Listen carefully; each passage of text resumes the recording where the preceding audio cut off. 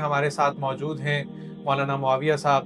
السلام علیکم مولانا، وعلیکم السلام۔ کیسے ہیں آپ؟ الحمدللہ۔ مولانا، آج کا میرا آپ سے پہلا سوال یہ ہے کہ شریعت کے اندر طلاق کی کیا ڈیفینیشن ہے، کس طریقے سے طلاق کو ڈیفائن کریں گے؟ اس پر قرآن و حدیث کے حوالے سے اور فقہ کے حوالے سے کچھ مسائل جو ہیں وہ آپ ہمارے سامنے رکھ دیں تاکہ معاشرے کی اس کے اندر بہتر طریقے سے رہنمائی کی جا سکے۔ وعلیکم جی عمیر بھائی، میرے سامنے اس وقت قرآن پاک کھلا ہوا ہے۔ انشاءاللہ کوشش کریں گے قرآن پاک سے ہی، احادیث مبارکہ سے ہی، رسول اللہ صلی اللہ علیہ وسلم کی زندگی سے ہی بات کریں۔ نبی کریم صلی اللہ علیہ وسلم کی ذات مبارکہ نے فرمایا کہ اپنی امت کو کہ دو چیزیں جب تک تمہارے اندر موجود ہیں نا، تو تمہیں کوئی گمراہ نہیں کر سکتا، کوئی تمہیں اپنے سیدھے راستے سے ہٹا نہیں سکتا۔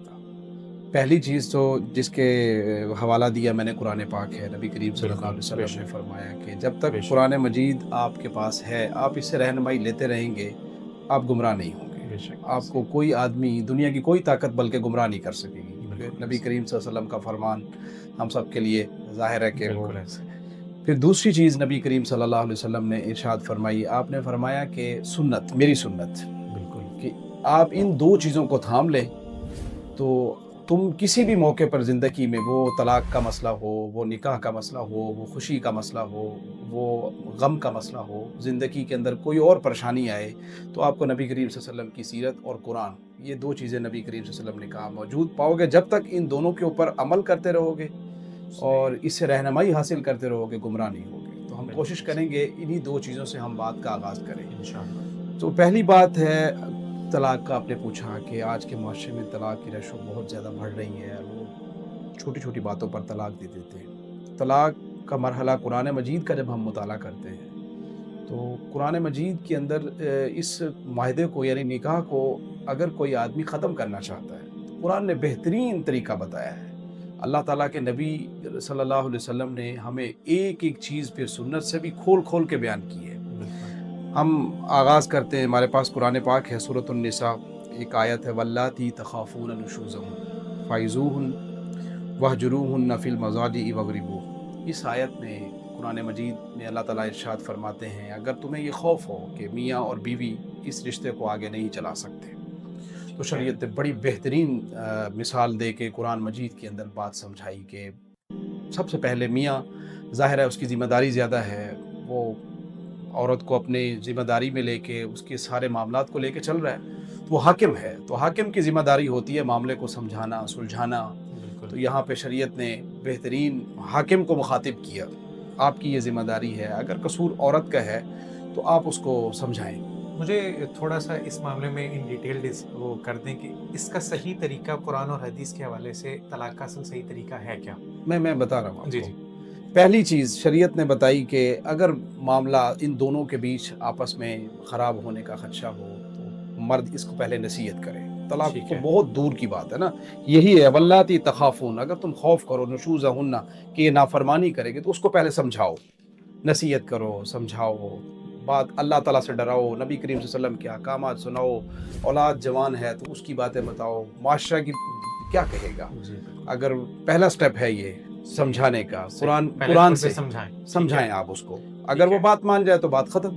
صحیح ہے۔ اگر یہاں پہ بات ختم نہیں ہوئی تو شریعت نے بھی بس نہیں کی، اللہ کا قرآن کہتا ہے کہ پھر وَاہْجُرُوهُنَّ فِي الْمَضَاجِعِ، کہ اس کا جو بستر ہے مرد وہ اپنا الگ کر کے دوسرے روم میں لے جائے۔ یعنی اگر دونوں میاں بیوی ایک روم میں پہلے آرام کرتے تھے تو رات کا جو ٹائم ہو تو وہ بستر اپنا اٹھا کے اپنے دوسرے روم میں چلا جائے۔ یہ قرآن کی روح سے اللہ تعالیٰ کہتے، وہ سمجھدار جو عورت ہوگی مہر بھائی، وہ تو اس بات کو محسوس نہیں کرے گی، وہ مطلب غیرت اس کی مر جائے گی کہ میرا میاں مجھ سے ناراض ہو کے مجھ سے بستر الگ کر رہا ہے تو کوئی وجہ ہے، تو معافی تلافی یہاں پہ کام چل جائے گا اور وہ معاملہ طلاق تک نہیں جائے گا۔ ٹھیک ہے۔ تیسری چیز اللہ تعالیٰ کہتے ہیں کہ اگر ان دو باتوں سے بھی بات نہ بنے، نصیحت کرنے سے، بستر کو الگ کرنے سے، وَاضْرِبُوهُنَّ، تیسرا حکم دیا اللہ نے کہ ہلکی پھلکی تعدیب کی جائے، مارا جائے۔ یہ اس مار کو پھر کچھ لوگ بڑے عجیب لے جائیں، دیکھو جی قرآن کے اندر کہا گیا جی عورتوں کو مارو، یہ تو قرآن تو عورتوں کے حقوق کو جو ہے وہ سلب کر رہا ہے۔ ہم ان کو کہتے ہیں کہ تم عورت کے زیادہ محافظ ہو یا جس نے پیدا کیا وہ زیادہ محافظ ہے؟ تو وہ کہہ رہے ہیں کہ وَاضْرِبُوهُنَّ، لیکن پہلے دو سٹیپ لینے والا ایسے نہیں کہ آدھی بات کو ہم لیں وَضْرِبُوهُنَّ کو تو لے لیں اور فوراً مارنا شروع کر دیں. پیچھے نہ جائیں کہ پیچھے کیا ہوا ہے. اللہ تعالیٰ صحیح پیچھے ہے. بھی کچھ کہہ رہا ہے. اگر صحیح. ان دو جگہوں پہ بات نہیں بنتی تو شریعت نے آپشن دیا وَضْرِبُوهُ ٹھیک کہ ہے. آپ اس کو تھوڑا سا, لیکن یہاں بھی شریعت نے جب اس کو کہیں کیٹیگرائز کیا ہے کہ کتنا مار سکتے ہیں. مفسرین نے ٹھیک اس ہے. بات کی وضاحت کی ہے, اللہ تعالیٰ جزائے خیر دے. انہوں نے کہا کہ مارنے سے مراد یہ ہے کہ صرف ڈرانا ہو کہ یہ مرے گا بھی. صحیح ہے. سمجھ رہے ہیں بات کو ٹھیک ہے. ٹھیک ہے. کہ یہ مرے گا بھی. اگر میں اس کی نافرمانی کرتی رہوں گی, یہ صرف سمجھانے تلانے پہ بات نہیں بنے گی بلکہ یہ مارے گا بھی. مارے گا. مارے گا بھی. اس میں آپ ٹھیک ہے. پھر خود سمجھدار ہیں کہ مارے گا بھی کیا. تو شریعت نے یہاں تک خود حجۃ الوداع کے موقع پر نبی کریم صلی اللہ علیہ وسلم نے فرمایا کہ تم میں سے وہ بہترین آدمی ہے جو اپنی عورتوں کے ساتھ اچھا سلوک کرتا ہے. اب بلکہ یہاں تک فرمایا کہ ان کو مارتا نہیں ہے, اچھا. منع کیا آپ نے, اور یہاں تک فرمایا کہ ان کے چہرے پر نہیں مارتا, اور وہ آدمی بہترین ہے. اور ایک جگہ پہ فرمایا کہ وہ مرد ہی نہیں ہے جو عورت پر ہاتھ اٹھائے. جی, مطلب یہاں پہ صرف اس لیے کہا گیا کہ وہ رشتہ بچ جائے.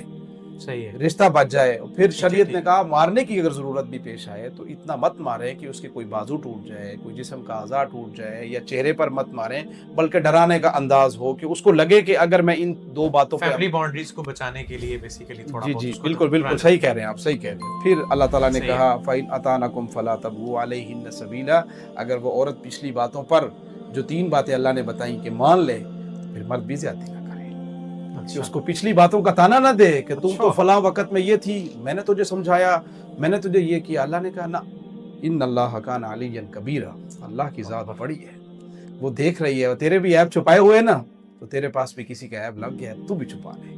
پھر اللہ تعالیٰ نے کہا, بہترین مثال دی کہ اگر یہاں بھی بات نہیں بن رہی, یعنی 3 سٹیپ ہو گئے نا, چوتھے پہ آ جائیں.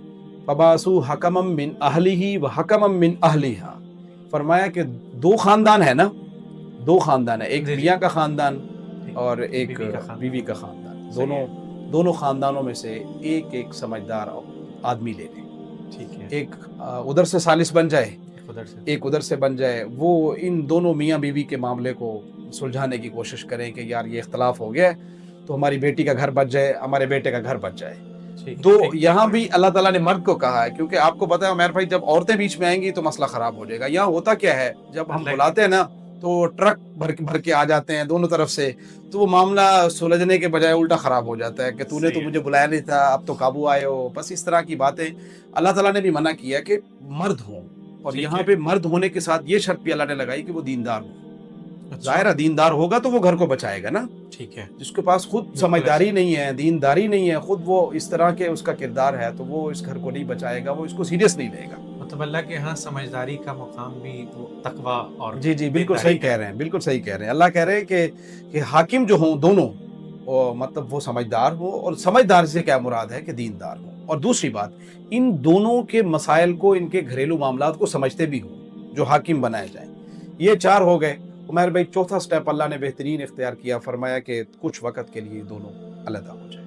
مطلب طلاق کی بات اللہ تعالیٰ ابھی کر ہی نہیں رہے. مطلب بیوی کو اس کے مائکے بھیج دیا جائے. ہاں, کوئی بھی صورت نکل سکتی ہے, یا مرد کچھ دن کے لیے, مطلب دونوں, ظاہر ہے کبھی ایسا ہوتا ہے مزاجوں میں طبیعت ایک دوسرے سے نہیں مل رہی ہوتی, جب آدمی تھوڑا دور ہوتا ہے پھر الفت بھی ہوتی ہے. تو شریعت نے بڑا بہترین طریقہ بتایا کہ آپ کچھ دن کے لیے الگ ہو جائیں, غصہ ٹھنڈا ہو جائے گا, بہت سارے مسئلے یہاں پہ حل ہو جاتے ہیں. اور حضور صلی اللہ علیہ وسلم کی ہمیں سیرت پہ بھی یہ ملتا ہے, جب نبی کریم صلی اللہ علیہ وسلم کی ازواج مطہرات سے بات چیت ہوئی اور کچھ مطالبات تھے ان کے, تو نبی کریم صلی اللہ علیہ وسلم نے کوئی غصہ نہیں کیا تھا, کوئی مارا نہیں تھا, کوئی باہر بات نہیں کی تھی, بس الگ ہو گئے تھے. کچھ دن علیحدگی اور خاموشی اختیار کی.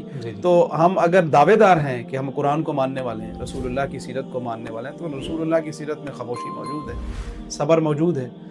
صحابہ اکرام گئے, حضرت ابو بکر صدیق, حضرت عمر فاروق رضی اللہ عنہ, تو رسول اللہ صلی اللہ علیہ وسلم فرماتے تھے ابھی کچھ دن کی خاموشی اختیار کرنے دی جائے. شریعت میں اسی کے لیے مصلحت میں بہتری ہے.